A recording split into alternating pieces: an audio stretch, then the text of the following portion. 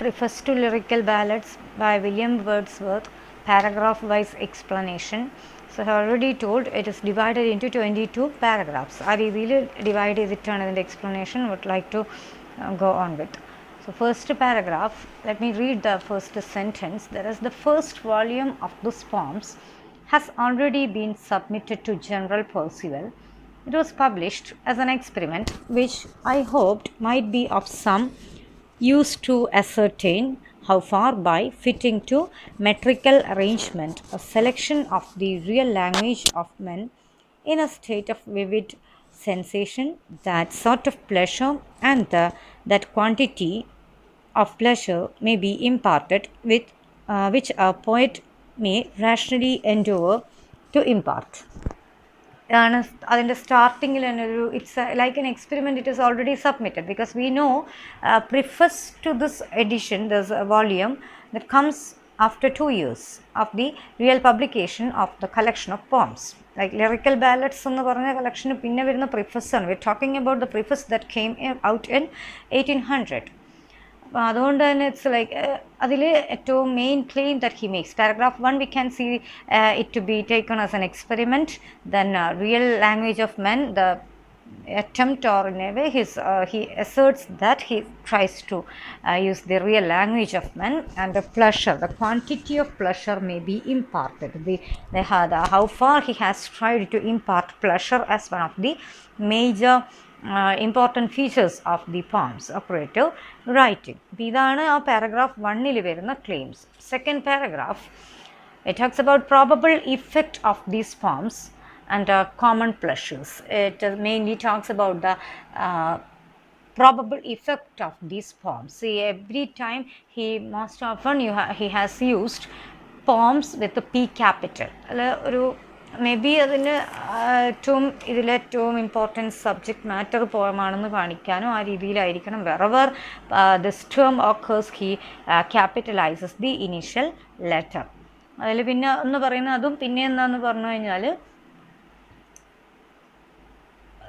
I flattered myself that they who should be pleased with them would read them with more than common pleasure, and on the other hand I was well aware that by those who should dislike them they would be read with more than common dislike.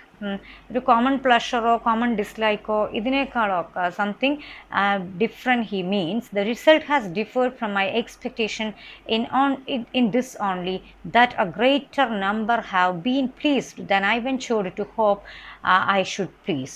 Then criticisms, obviously that is possible because we knew how much he challenged the already establishing or flourished type of writing, neoclassic style of writing, which is rule bound and strict in its approach towards the composition as well as criticism. In that sense, he didn't expect this much readership for the poems. Anyway, as it came as an experiment, still 2 years after this preface comes, and all this time period, he could watch the way these poems were getting accepted or enjoyed by readers of different kinds. അപ്പം അതുകൊണ്ട് തന്നെ ഇത് complete ഒരു failure ആണെന്ന് എവിടെയും സമ്മതിക്കേണ്ട കാര്യമൊന്നുമില്ല. അവിടെയാണ് ഒരു കോമൺ പ്ലഷറോ കോമൺ ഡിസ്ലൈക്കോ ഇതിൻ്റെ അപ്പുറത്തേക്കും ഇതിനൊരു റീഡർഷിപ്പ് കിട്ടുന്നുണ്ട് എന്നുള്ളൊരു കൺവിക്ഷനിലേക്ക് പോയിട്ട് എത്തുന്നത്, അതായത് വേർഡ്സ്വർത്ത് പറയുന്നത്. And now the third paragraph, പല ഫ്രണ്ട്സും, അതായത് വേർഡ്സ്വർത്ത് മൂന്നാമത്തതിൽ പറയുന്നത് തന്നെ, several of my friends are anxious for the success of these poems, from a belief that if the views with which they were composed were indeed realized, a class of poetry would be produced, well adapted to interest mankind permanently. ഒരു വലിയ ക്ലെയിമാണ്. അതായത് ഇതിന് ഒരു deserve ചെയ്യുന്ന, അല്ലെങ്കിൽ ഞാൻ expect ചെയ്യുന്നതോ അതിൻ്റെ അപ്പുറത്തോ ഉള്ളൊരു റീഡർഷിപ്പ് കിട്ടുകയാണെങ്കിൽ class of poetry will be produced. ഞാൻ മാത്രമല്ല, many people will be able to write. അതായത് Wordsworth tells many people are there of the same taste or of the same attitude towards composing poems. അതുകൊണ്ട് തന്നെ എന്താണ് ആ രീതിയിലുള്ള ഒരു അങ്ങനെയുള്ള പോംസിനൊക്കെയും there is a possibility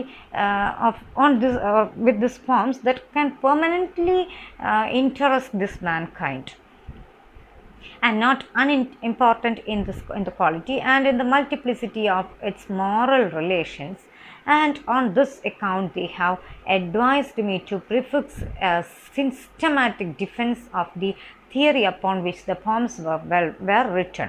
ഇതാണ് പ്രിഫസ് ഞാൻ എഴുതാനുള്ള റീസൺ എന്ന് പറഞ്ഞാൽ some of my friends at least have been really anxious about the success of the poems. ഇത് എത്രമാത്രം accepted ആവും in this especially in a climate where this liberal minded liberal stance in subject matter or the approach and composition ഇതിലൊക്കെ ഒരുപാടൊന്നും differences പരീക്ഷിക്കാൻ അല്ല അതിനുള്ള ഒരു chance allot ചെയ്യാത്ത ഒരു ക്ലൈമറ്റിലാണ് ഇത് വരുന്നത്. ഏറ്റവും സ്ട്രിക്റ്റ് ആയിട്ട് നിൽക്കുന്നിടത്ത് നിന്ന് ഏറ്റവും അതിന് ഓപ്പോസിറ്റ് ആയിട്ടുള്ള ഒരു കാര്യം എക്സ്പെരിമെൻറ്റ് ചെയ്യുമ്പോൾ obviously we have to or anyone has to think about or expect a kind of criticism or not a very at least if not a very severe criticism at least a disapproval. അപ്പം അതിനു വേണ്ടിയാണ് ഈ ഒരു it's as a defence you write down a preface and you tell what you mean by this experimental poems എന്ന് ഫ്രണ്ട്സിൻ്റെയും കൂടി ഒരു encouragement അതിലാണ് ഞാനിത് എഴുതാൻ തീരുമാനിച്ചതെന്നാണ് വേർഡ്സ്വർത്ത് പറയുന്നത്. But I was unwilling to undertake the task, knowing that in this occasion the reader would look coldly upon my arguments, since I might be suspected of having been principally influenced by the selfish and foolish hope of reasoning him into an approbation of these particular poems. And I was still more unwilling to undertake the task, because adequately to display the opinions and fully to enforce the arguments would require a space wholly disproportionate to a preface. ഒന്നാമതെന്ന് പറഞ്ഞാൽ ഞാൻ അത് ചെയ്യാൻ ആദ്യം താല്പര്യം ഉണ്ടായിരുന്നില്ല. ഒരു കാര്യം എന്ന് പറഞ്ഞു കഴിഞ്ഞാൽ പലപ്പോഴും പല റീഡേഴ്സും ചിലപ്പോൾ അതൊക്കെ ഒരു കോൾഡ് ആർഗ്യുമെൻറ്റ്സ് ആയിട്ടാണ് എടുക്കുക എന്നുള്ള ഒരു കാര്യമുണ്ട്. ഒരു സെൽഫിഷ് ആൻഡ് ഫൂളിഷ് ആയിട്ടുള്ള ഒരു ഹോപ്പ്, അതായത് അവരെ റീസൺ ചെയ്തിട്ട് റീഡേഴ്സ് അപ്പോൾ ഇങ്ങനെയാണ് തോന്നുന്നത്. ഞാൻ ഒരു volume of poem we are going to read a volume of poems and why does this writer give this kind of a preface or explanation. അതിലൊരു സെൽഫിഷ്നെസ്സും ഫൂളിഷ്നെസ്സും ഇല്ലേ എന്ന്, അല്ലെങ്കിൽ ഞങ്ങൾ എന്തിനാണ് ഇങ്ങനെ റീസൺ ചെയ്ത്. Sometimes we might have come across some writers, അത് നമുക്കിപ്പം പേഴ്സണലി അപ്പോൾ ആ ഒരു situation all the writers cannot come to us and tell that I mean this, I mean that with this theme, with that chapter, with this in this chapter I tried to portray this character. ഇങ്ങനെ എല്ലാ റൈറ്റേഴ്സും ഓരോരുത്തരോട്, പക്ഷേ at least അക്വൈൻറ്റൻസിലുള്ളവരോട് ഞാൻ ഇതാണ് ഉദ്ദേശിച്ചത്, അല്ലെങ്കിൽ ഞാൻ ഈ രീതിയിലാണ് പറയുന്നത് എന്ന് പറയാൻ ഒരു tendency at times at least some writers profess. അവിടെയാണ് ഇതിപ്പോൾ ഒരു റീസണിങ്, അതൊരു തരത്തിൽ റീസണിങ് ആണ്. അതായത് നമ്മൾ ചിന്തിക്കുന്ന ഭാഗങ്ങളിലേക്ക് ഒരു റൈറ്റർ തിങ്ക് ചെയ്യുന്ന രീതിയിൽ റീഡറിന് തിങ്ക് ചെയ്യാൻ പറ്റുന്ന, അല്ലെ അതിനോടൊരു താല്പര്യം കാണിക്കുന്ന ഒരവസ്ഥ. അതിലൊരു സെൽഫിഷ്നെസ് ഉണ്ടല്ലോ. Obviously this is once a text is written it is open for the readers. അന്ന് ഡീകൺസ്ട്രക്ഷൻ ഒന്നും വന്നിട്ടില്ലെങ്കിലും എന്തായാലും ഒരു freedom of interpretation that should be the, ആ കോൺസെപ്റ്റൊക്കെ എന്തായാലും ഇവർക്കൊക്കെ അറിയാം. അപ്പോൾ അവിടെ എന്തിനാണ് റീസണിങ് നടത്തുന്നത് എന്ന് തിങ്ക് ചെയ്ത് പോയാലോ എന്നൊക്കെ ഉള്ളൊരു അതുകൊണ്ട് ഇങ്ങനൊരു പ്രിഫസ് എഴുതാൻ actually Wordsworth didn't want to try well.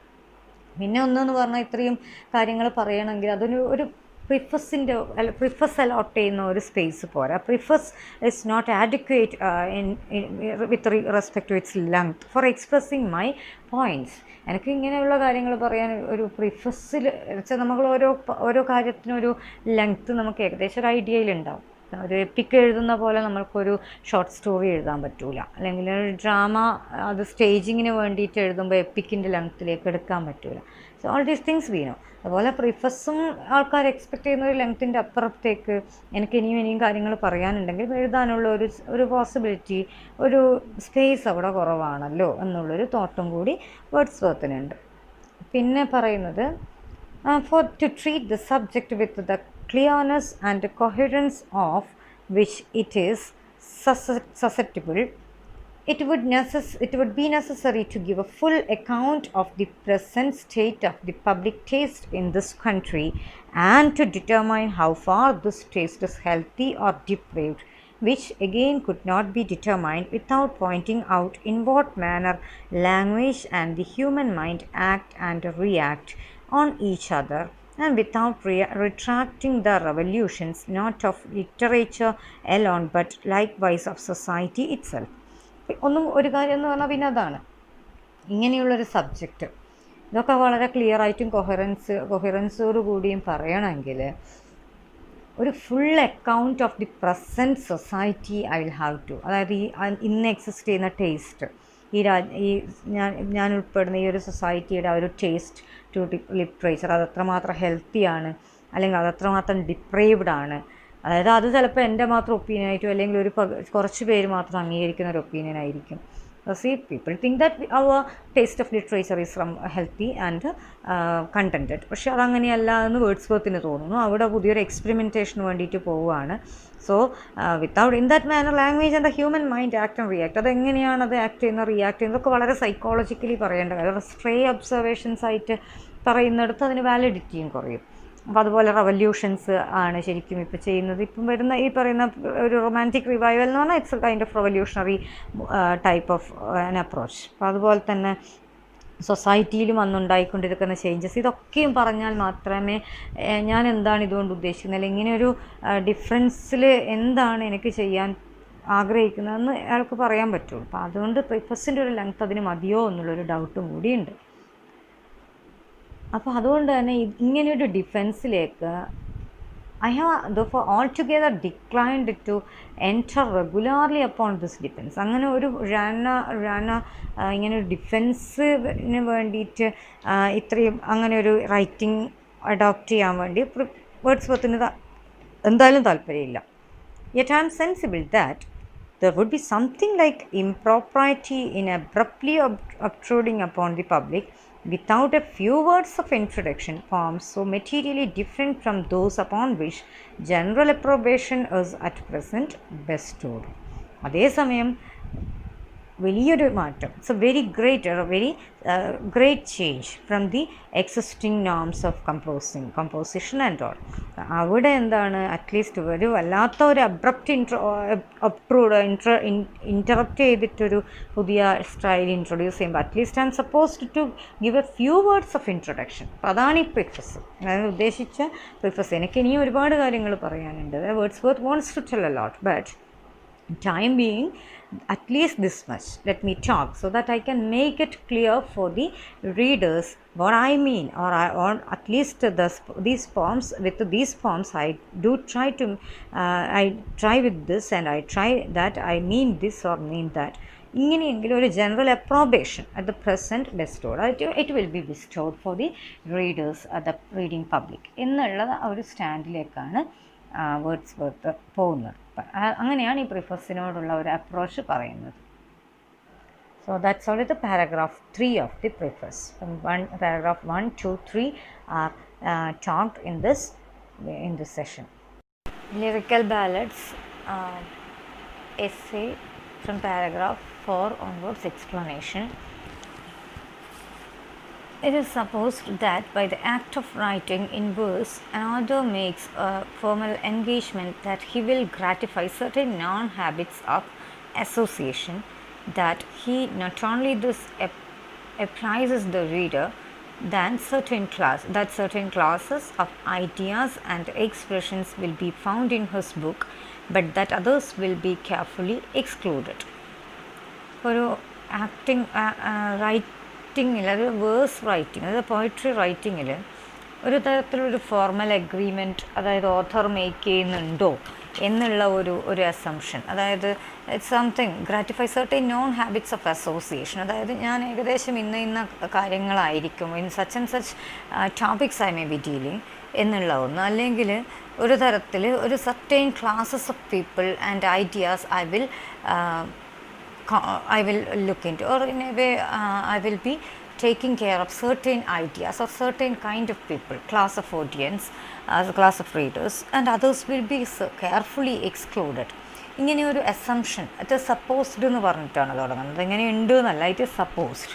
അപ്പോൾ അങ്ങനെ ഒരു എക്സ്പെക്റ്റേഷൻ ദാറ്റ് ഈസ് എക്സിസ്റ്റിംഗ് എന്നുള്ള ഒരു കാര്യം വേർഡ്സ്വർത്ത് പറയുന്നുണ്ട്. This exponent or simple held forth by material language must in different eras of literature have excited very different expectations. അപ്പം ഇങ്ങനെയൊരു exponent or simple ഇങ്ങനെ ഇതൊരു മുന്നോട്ട് വെക്കപ്പെടുന്ന ഒരു ആശയം പോലെ വരുന്നത് കൊണ്ട് തന്നെ ഓരോ കാലഘട്ടത്തിലും ഓരോ രീതിയിലുള്ള ഒരു ലിറ്ററേച്ചറിന് പല എക്സ്പെക്റ്റേഷൻസ് ഇങ്ങനെ അതുകൊണ്ട് മാറി വരികയാണ്. Yes, this time we are such kind of audience, so these writers will write in according to our such and such tastes or the taste of this time എന്നുള്ളൊരു എക്സ്പെക്റ്റേഷനും കൂടി അവിടെ കൂടി വരികയാണ്.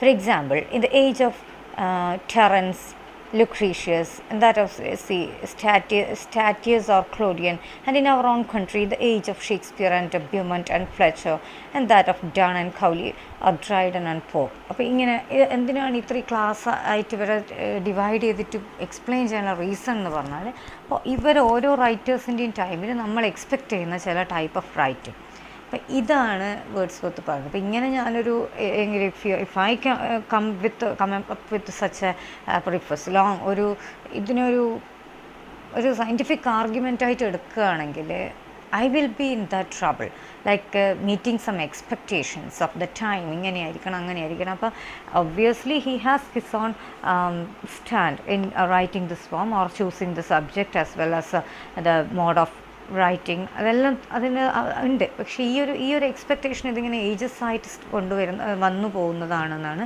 വേർഡ്സ്വർത്ത് ഒപ്പീനിയൻ പറയുന്നത്. And I will not take up me to determine the exact import of the promise which by the act of writing in verse an author in the present day makes to his reader, but it will undoubtedly appear to many persons that I have not fulfilled the terms of an engagement thus voluntarily contracted. അപ്പം ഇങ്ങനെയൊരു exact import, അതായത് ഞാൻ പറയുന്ന പ്രോമിസസിൻ്റെ exact import ചിലപ്പോൾ അതിൽ വരണം എന്നൊന്നുമില്ല അല്ലേ. അപ്പോൾ obviously these are poems, not just one or two, but a collection of poems on the part of the same author. So sometimes I may vary, but അത് അങ്ങനെ പറയുന്നുണ്ടെങ്കിൽ പോലും ഇങ്ങനെ ആയിരിക്കണം അല്ലെങ്കിൽ this should be the way എന്ന് പറയുന്നിടത്ത് നല്ല ഒരു അസേർഷൻ വേർഡ്സ്വർത്ത് പല ഭാഗങ്ങളിലും നടത്തുന്നുണ്ട്. അതുകൊണ്ട് തന്നെയാണ് അതിൽ നിന്ന് when he moves away from the promises or the claims he made, other writers, other critics like even Coleridge himself comes with such charges against Wordsworth for going against his own അത് വേറൊരു കാര്യം അതാണ്, വളണ്ടറിലി he comes up with these arguments. അതായത് ആരും നിർബന്ധിച്ചിട്ടല്ല, ഇവർ theory making ആണ്, അല്ലാതെ already someone has done that and you have to stick to this and then he agrees to that and then goes against. അങ്ങനെയല്ല ഇവിടെ സംഭവിക്കുന്നത്. അതിപ്പം already set of rules are there and Wordsworth tells that yes, I will take this rule or I will observe that rule and I'm going to produce going to come up with a number of forms. അങ്ങനെയല്ല, ഇവിടെ എന്താണ്, Wordsworth ആണ് ഇങ്ങനെയുള്ള റൂൾസൊക്കെയാണ് വേണ്ടത്, അല്ലെങ്കിൽ ഞാൻ ഈ രീതിയിലൊക്കെയാണ് എഴുതാൻ പോകുന്നത് എന്ന് പറയുന്നത്. And after that he goes, വളണ്ടറിലി വരുന്ന ഒരു പ്രോബ്ലം, വളണ്ടറിലി ആണ് ഈ പറയുന്ന വ്യക്തി തിയറി കൊണ്ടുവരുന്നത് അല്ലെങ്കിൽ ഈ കാര്യങ്ങൾ പറയുന്നത് എന്നുള്ളത് അവരതിൽ നിന്ന് ഒരുപാട് മൂവ് ചെയ്യുമ്പോൾ അല്ലെങ്കിൽ മാറുമ്പോൾ ഒരു തരത്തിലൊരു ചാർജ് പിന്നെന്താണ് ഒരു നെഗറ്റീവ് ഇംപ്രഷൻ ക്രിയേറ്റിങ്ങിനുള്ളൊരു ഒരു ഘടകമായിട്ട്, ഒരു ഫാക്ടറായിട്ട് അവിടെ നിൽക്കേണ്ടത്.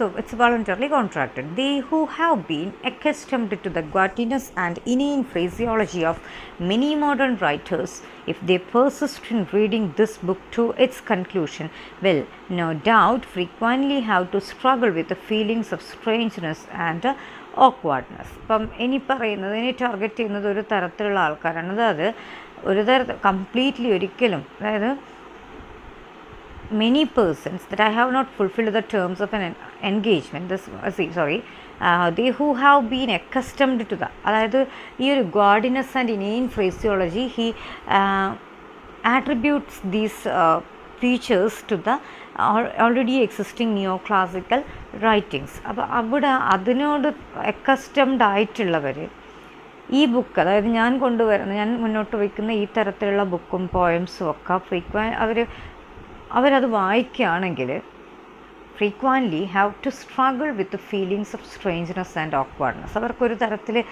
അത് ആക്സെപ്റ്റ് ചെയ്യാൻ നല്ല ബുദ്ധിമുട്ടുണ്ടാവും. കാരണം ഒരു സ്ട്രേഞ്ച്നെസ് ആണ് അവർക്ക് അതിൽ തോന്നുന്നത്. They are already accustomed to the other part. നമ്മൾ പറയും ഇപ്പം sometimes we just think about the inhabitants of slums who we think that how we feel that how pathetically they live here. We'll have to find out some means to change their habitat. We'll have to move them, shift their position from here. പക്ഷെ അവർക്കതെന്താണ്, some of them really hesitate and they refuse even to stay away, move away from that.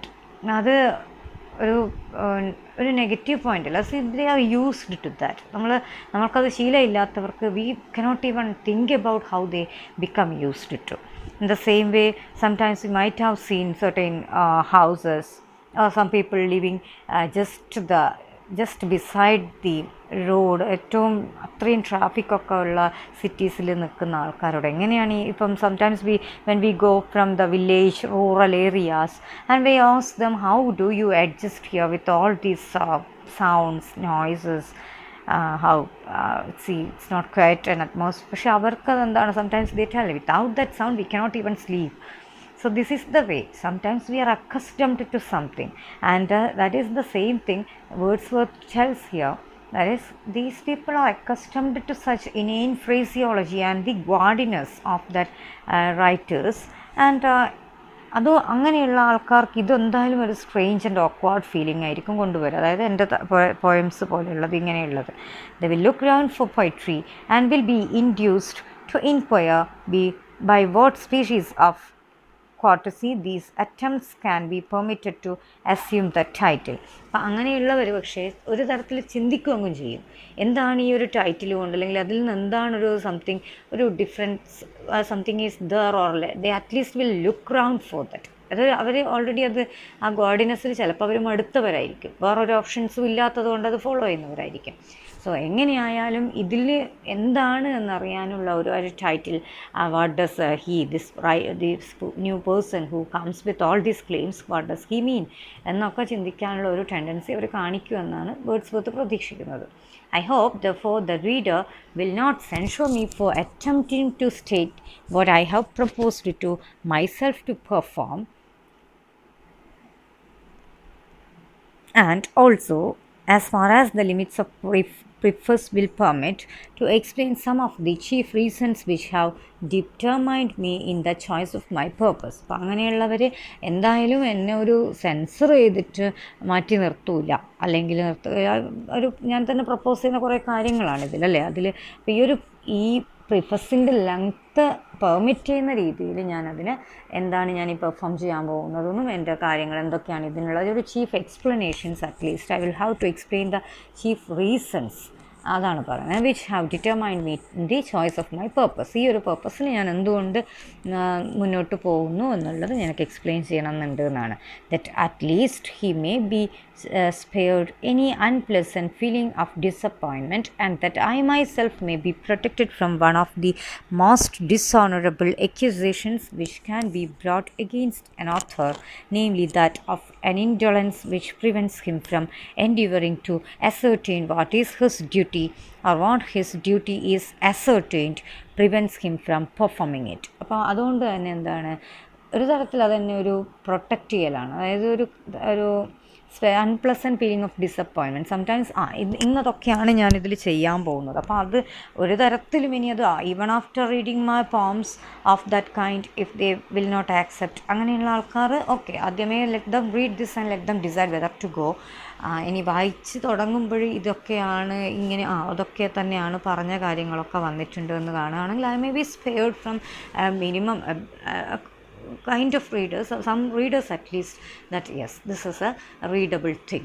ഇങ്ങനെ ഒരു expectation മാത്രമല്ല, വേറൊരു കാര്യം എന്ന് പറഞ്ഞു കഴിഞ്ഞാൽ ഒരു വല്ലാത്തൊരു accusation, dishonourable accusation that is possible. അതായത് already some rules are there. New ക്ലാസിക്കലായാലും poetry as a genre for the whole the centuries, all these years of its composition followed some rules. അപ്പോൾ അങ്ങനെയാകുമ്പം പോയറ്റാണ് എന്ന് പറയുമ്പോൾ ആ റൂൾസ് ഒബ്സേർവ് ചെയ്യാൻ ഒരാൾ ബാധ്യസ്ഥനാണല്ലോ. The person is liable to or it supposed to observe. അപ്പോൾ അവിടെ എന്ത് ചെയ്യുവാണ്, I mean intolerant and prevents him from endeavouring ascertain. എൻ്റെ ഡ്യൂട്ടിയാണ് ഞാൻ ചെയ്യാണ്ടിരിക്കുന്നത്. അങ്ങനെയാണ് വേർഡ്സ്വർത്ത് പറയുവാണ്. മറ്റുള്ളവരുടെ പലവരുടെയും കണ്ണിൽ എന്താണ്, I will be a person who is so arrogant and also not performing his duty well, or at least ഈ പറയുന്ന ഒരു ഇങ്ങനെ ഒരു എന്താ അപ്പോൾ അറ്റ്ലീസ്റ്റ് ഈ ഡ്യൂട്ടി ചെയ്യുന്നതിൽ നിന്ന് എന്നെ എന്താ പ്രിവെൻറ്റ് ചെയ്യുന്നതെങ്കിലും എനിക്ക് പറയാമല്ലോ. So I do not want to take part in the duty as you people mean or as you think it be something better. അതിന്ന് എനിക്ക് തോന്നാത്തടത്ത് ഞാനത് പെർഫോം ചെയ്യേണ്ട ആവശ്യമില്ല എന്നാണ്. അപ്പോൾ അതിൻ്റെ റീസൺസും കൂടി എനിക്ക് ഈ പ്രിഫസിൻ്റെ ഒരു ലെങ്ത്ത് എലോ ചെയ്യുന്ന രീതിയിൽ പറയാൻ പറ്റുകയാണെങ്കിൽ that will be better. This is the stance he takes. So this is with paragraph 4 of Preface to Lyrical Ballads.